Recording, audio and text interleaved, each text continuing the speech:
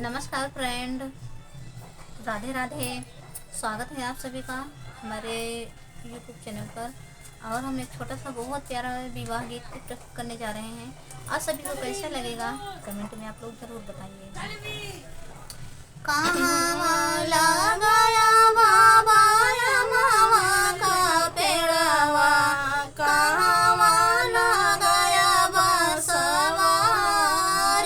हो, कहाँ लगाया बाबा मामा का पेड़वा, कहाँ लगाया बसवारी हो, कहाँ लगाया बाबा बेला चमेलिया, जेकरा है पूरा भी बयारे हो, कहाँ लगाया बाबा बेला चमेलिया, जेकरा है पूरा भी बयारे हो।